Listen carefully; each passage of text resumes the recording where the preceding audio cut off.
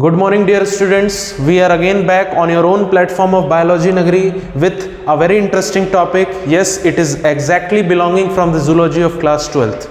This chapter is also very much important from the point of view as well as board as well as NEET, because this is very good weightage containing topic. Yes, I am talking about human reproduction. In earlier classes, we have already covered the male reproductive part. And now in this today's lecture we are going to cover this female reproductive system. So without wasting the time, let's start. When we talk about the female reproductive system, basically female reproductive system consists of a primary sex organ, secondary sex organs, some of the accessory ducts and some of the accessory glands. These all organs combinedly going to form a complete female reproductive system. So now let me draw a female reproductive system for you.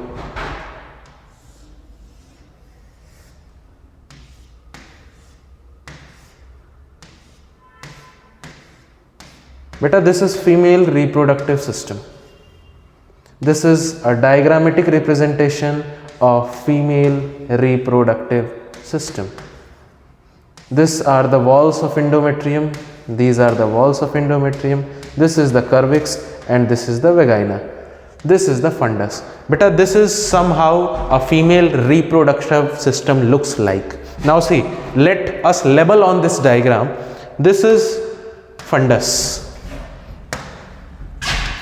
This is fundus, also known as uterine fundus because it is a part of uterus only. This finger-like projections on both sides of the uterine wall is called fimbriae. So these are called fimbriae. These are called fimbriae. Yes. These are called fimbriae. Now see, this hollow space inside the tract is called uterus. This is called uterus, also known as hysteria, also known as womb. These three are the name of uterus. Okay, now see what happened. This finger-like structure fimbriae and this spherical structure called ovary, and this is very much important organ of female reproductive system, namely the ovary. This is the primary sex organ of female because here the process of oogenesis is going to take place. Now see what happened. This is the uterus, this is the fimbriae, this is the uterine fundus, and this opening is called vaginal opening or called vagina. So this is vagina. This is vagina. Now see beta, this is the structure of female reproductive system in which there are some muscular walls. Basically there are three-layer wall is called endometrium. So these are the walls of uterus. Basically here three layers are present. So this is tri-layered wall, out of which the endometrium is very much crucial because here the changes in every per month on a cyclic basis takes place. Now see beta, this is the female reproductive system. इसमें से uterus, funds, ovary सारे के सारे हैं तो female reproductive system, लेकिन इनमें से ये ओवरी जिसको मैंने सिर्फ एक अलग कलर से लिखा, क्यों लिखा? क्योंकि इन पूरे सिस्टम में से एक ओवरी एक ऐसा है जिस एक मिनट बेटा, पूरे सिस्टम में ये ओवरी एक ऐसा है जो कि प्राइमरी फीमेल सेक्स ऑर्गन है। इसको छोड़कर जितने भी हैं ये सारे सेकेंडरी फीमेल सेक्स ऑर्गन में आएंगे। अब देखते हैं ऐसा क्यों। अब देखते हैं बेटा ऐसा क्यों। देखो मैंने क्या कहा बेटा कि ओवरी प्राइमरी सेक्स ऑर्गन है फीमेल का। अब ऐसा क्यों, ऐसा भेदभाव क्यों कि ओवरी को सिर्फ रखेंगे प्राइमरी में बाकी को सेकेंडरी में? वो इसलिए क्योंकि ओवरी के अंदर oogenesis का प्रोसेस होने वाला है। अब आपके दिमाग में आ रहा होगा सर ये oogenesis एक नया वर्ड है हमारे लिए, ये क्या है? तो oogenesis देखो नाम में छुपा हुआ है। इसका मतलब oogenesis में जो ऊ वर्ड है ये आया है oocyte से, और oocyte ओवा का दूसरा नाम होता है। और जेनेसिस का मतलब हमें पता है किसी चीज का फॉर्मेशन होना, इसका मतलब कहीं ना कहीं ओवा के फॉर्मेशन को हम लोग oogenesis कहेंगे, और हमें पता है ओवा इज अ फीमेल गैमेट, इसके बिना आगे का कोई रिप्रोडक्टिव प्रोसेस नहीं बढ़ सकता। तो चूंकि इतना इंपॉर्टेंट जो गैमेट है ओवा वो बन रहा है इसके अंदर, इसलिए इसे हमने एक अलग इंपॉर्टेंस दिया और प्राइमरी सेक्स ऑर्गन नाम दिया। इतना क्लियर? आगे देखो बेटा, मैंने क्या कहा, ओवरी के अंदर oogenesis का प्रोसेस होगा, ठीक है। अब देखो ओवरी दिखता कैसा है, तो ये रहा कुछ ओवरी का स्ट्रक्चर। ये बेटा ओवरी है। इसकी अगर मैं बात करूं तो इसकी जो संख्या होती है एक फीमेल के अंदर वो 2 होती है। तो क्या मैं लिख सकता हूं 1 pair of ovary, 1 pair of ovary, इसका मतलब 2, ठीक है। ये भी बताएंगे क्यों है 2, ठीक है। अब पहले समझो, इस ओवरी के अंदर क्या बनना है, ओवा बनना है। क्या बनना है, ओवा। तो मान लो इसके अंदर मैंने एक ओवा को दिखा दिया बनते हुए। क्या कहा मैंने इसको, ओवा कहा, या ओवा को अदर नेम ओवम भी होता है, और या फिर इसको oocyte के नाम से भी हम जानते हैं।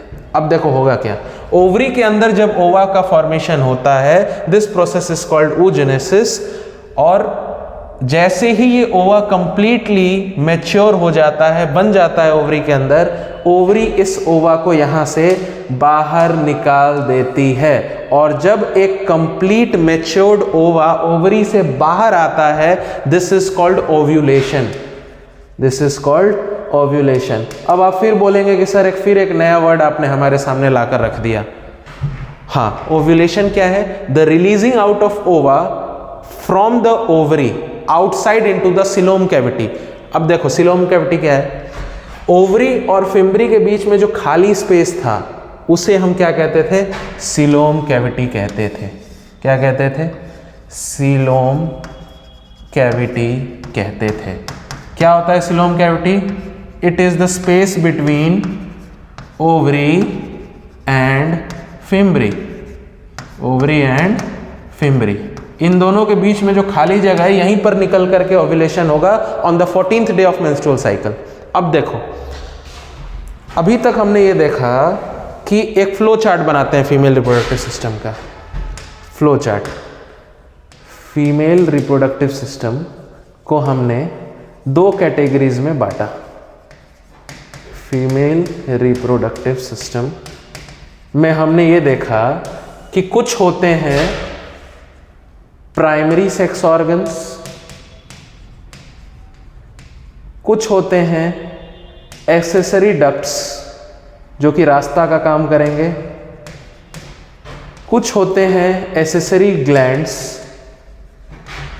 कुछ होते हैं एसेसरी ग्लैंड्स, और कुछ होते हैं, कुछ क्या एक ही होती है, एक्सटर्नल जेनिटेलिया, एक्सटर्नल जेनिटेलिया। अब देखना कौन क्या है। Primary sex organ in female ovary को कहते हैं। किसको कहते हैं, ओवरी को। अभी हमने देखा क्यों कहते हैं, ठीक है। वो कौन से डक्ट्स हैं जो कि फीमेल रिप्रोडक्टिव सिस्टम के अंदर है, तो पहला जो डक्ट है वो है फेलोपियन ट्यूब, वो है फेलोपियन ट्यूब, जिसको हम ओविडक्ट के नाम से भी जानते हैं, ओविडक्ट के नाम से भी जानते हैं। दूसरा जो है वो है यूट्रस, वो क्या है, यूट्रस। तीसरा जो है वो है कर्विक्स, चौथा जो है वो है वेगाइना। ये सारे कुछ डक्ट्स हैं, रास्ते का काम करेंगे, ठीक है। और एक चीज़ और मैं यही बता देना चाहता हूँ बेटा, कंसेप्ट को क्लियर करना चाहता हूँ कि कर्विक्स और वेगाइना इन दोनों को मिला करके बर्थ कैनाल कहा जाता है, ठीक है। बहुत बच्चों को कन्फ्यूज़न होता है कि क्या सर वेगाइना को ही बर्थ कैनाल कहते हैं या फिर यूट्रस को कहते हैं। नहीं, कर्विक्स और वेगाइना को कंबाइंडली हम बर्थ कैनाल कहते हैं। ये याद रखना, एक बहुत इंपॉर्टेंट क्वेश्चन है नीट का, ठीक है। अब देखो, कुछ ग्लैंड्स भी हैं, कुछ ग्लैंड्स भी हैं, उनको भी देख लो। जैसे बार्थोलिन ग्लैंड, बार्थोलिन्स ग्लैंड, ये पहला ग्लैंड है। हालांकि ये मैं एक्स्ट्रा बता रहा हूँ आपको, आपके सिलेबस से थोड़ा सा हटके है, एनसीईआरटी वगैरह में नहीं है, लेकिन जान लो बार्थोलिन ग्लैंड है। दूसरा para urethral gland, para urethral gland, ये 2 ग्लैंड्स हैं, ठीक है, लेकिन मैं आपको ज़बरदस्ती नहीं करूँगा कि आप इसके नाम याद करिए, बिकॉज इट इज़ अतिरिक्त ज्ञान, ये अतिरिक्त ज्ञान है, ठीक है। अब देखो, जो फीमेल में एक्सटर्नल जेनिटिलिया है उसे कहते हैं वाल्वा। क्या कहते हैं? वाल्वा। तो ये कुछ हमारे पास फिगर आउट हुआ कि फीमेल रिप्रोडक्टिव सिस्टम के अंदर कितने ऑर्गन्स हैं।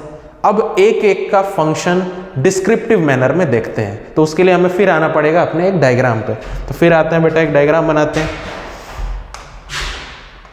तो चलो, ये हमारा क्या था? फीमेल रिप्रोडक्टिव सिस्टम था। आपके लिए बेटा फिर बनाते हैं एक बार। ये हमारा फंडस, ये हमारा यूट्रस का दीवाल, ये हमारा यूट्रस का दीवाल हो गया।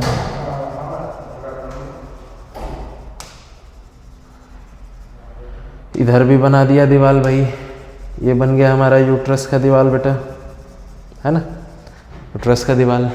ऊपर वाले को हमने फंडस कहा था, तो ये मान लो मैं थोड़ा सा सुंदर बनाने के लिए मैं इसे ग्रीन कलर से कर देता हूँ और मैं इसको कह देता हूँ कि ये फंडस है। और इसको मैंने चूँकि रेड कलर से बनाया तो मैं इसको कह देता हूँ ये वॉल है, किसका? यूट्रस का, यूट्रस की वॉल है, ठीक है। एक फिंगर लाइक स्ट्रक्चर भी हमारे सामने है यहाँ पर, जिसको हमने फिम्ब्री कहा। ये भी दोनों तरफ है, जिसको हमने क्या कहा? फिम्ब्री कहा। अब होता क्या है समझना बेटा, इसको हमने क्या कहा था? वेगाइना कहा था। और यहीं पर कहीं थोड़ा सा कलर चेंज करते हुए मैं दिखाता हूँ कि यहाँ पर क्या है? कर्विक्स है। क्या है? कर्विक्स है। अब देखो, इसको मैंने क्या कहा था? फिम्ब्री।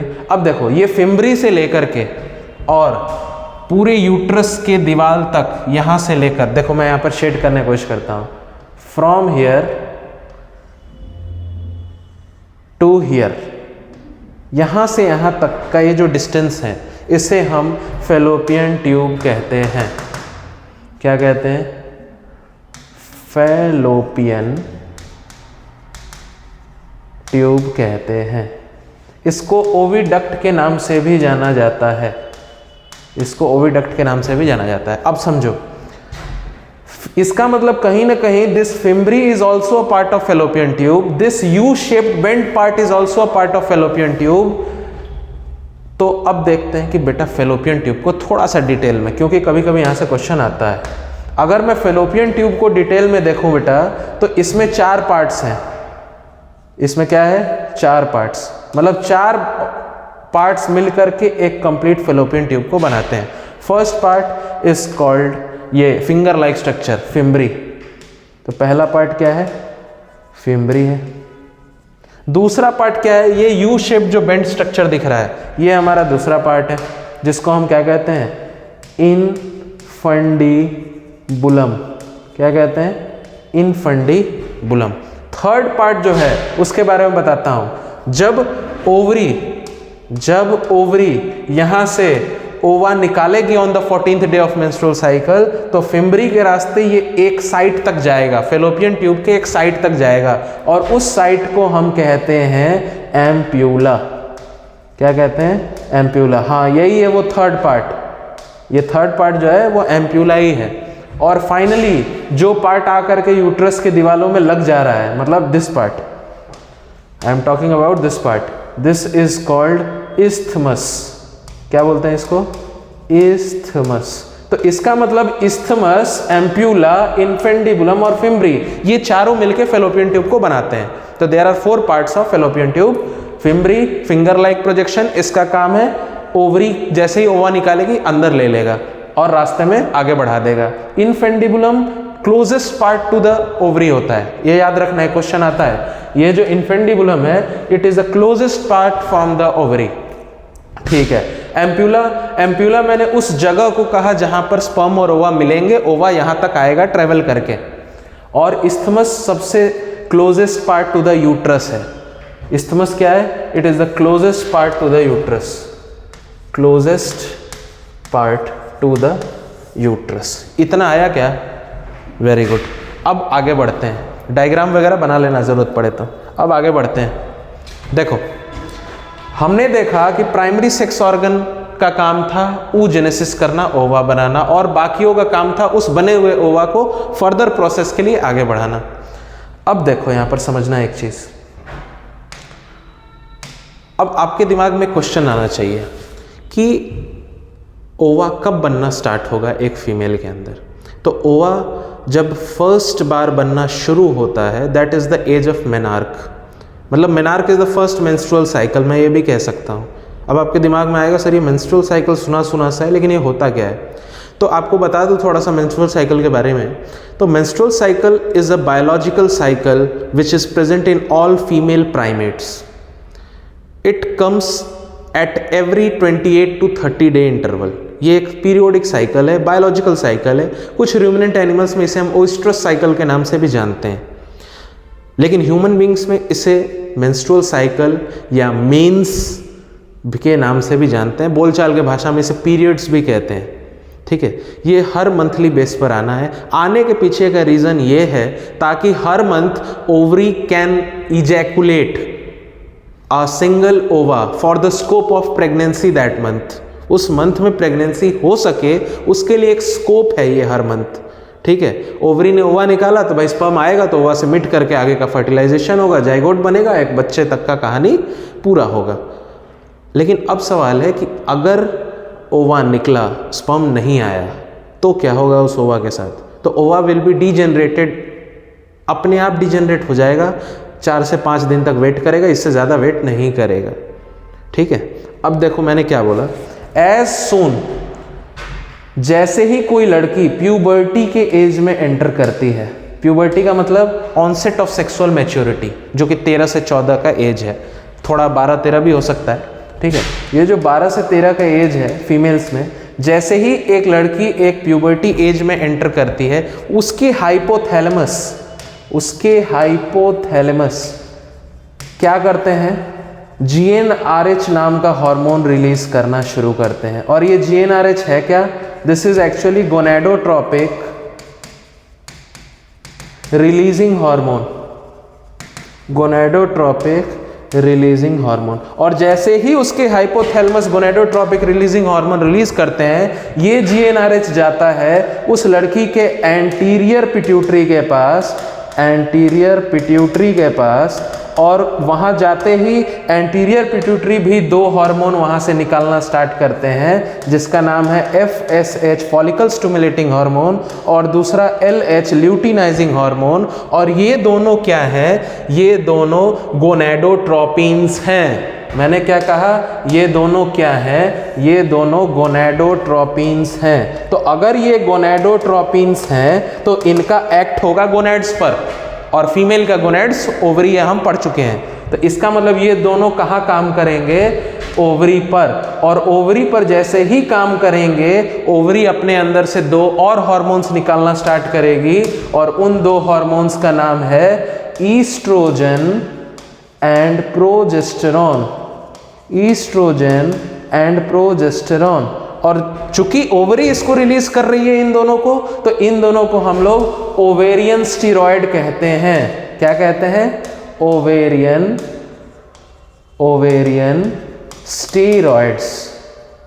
इसका मतलब हमको एक चीज समझ में आया कि जैसे ही एक फीमेल रिप्रोडक्टिव एज में एंटर करती है, विच इज एक्चुअली 12 से 13 के बीच में हो सकता है, उसके बॉडी में जो पर मंथ साइक्लिक चेंज आ रही है वो 2 जगह आ रही है पूरे सिस्टम के अंदर। एक तो ओवरी में आ रही है, मतलब गोनेड्स पर, और दूसरा यूट्रस की दीवालों में। इसका मतलब हमने ये देखा कि there are 2 changes possible inside the females reproductive system. First change is in ovary and second change is on the uterus, या कह सकता हूं walls of uterus। तो जो वॉल ऑफ यूट्रस पर असर आएगा वो आएगा किसके वजह से? ओवेरियन स्टीरॉयड्स के वजह से। और ये ओवेरियन स्टीरॉयड्स 2 होते हैं, ईस्ट्रोजन एंड प्रोजेस्टेरॉन। आया समझ में? ठीक है, तो यूट्रस की दीवार पे जो चेंज आएगी वो इसके वजह से आएगी, लेकिन ओवरी की दीवार पे जो चेंज आएगी वो किसके वजह से आएगी? वो आएगी गोनेडोट्रोपिन्स के वजह से। और गोनेडोट्रोपिन्स कोई और नहीं, हाँ, FSH और LH ही हैं। और FSH आपको बता दूं, it is actually follicle stimulating hormone, तो जाएगा तो फॉलिकल को स्टिमुलेट करेगा फॉलिकुलोजेनेसिस के लिए। और ल्यूटिनाइजिंग हार्मोन भी एक गोनेडोट्रोपिन्स है, तो ये दोनों के दोनों जाकर ओवरी पर काम करेंगे, क्योंकि चूंकि नाम ही है गोनेडोट्रोपिन्स तो इनको काम भी गोनेड्स पर ही करना है। ठीक है, तो इसका मतलब एक फीमेल जैसे ही अपने रिप्रोडक्टिव फेज में आएगी तो इन दो जगहों पर चेंजेस देखने को मिलेगा। और इन्हीं दो चेंजेस को जो पर मंथ बेसिस पर एक फीमेल अपने मेनोपॉज तक दिखाती है, this is actually the symptom of menstrual cycle. आया क्या समझ में? तो आज मैं आपको एक ओवरव्यू देने का कोशिश कर रहा था कि फीमेल रिप्रोडक्टिव सिस्टम के अंदर क्या कैसे होता है।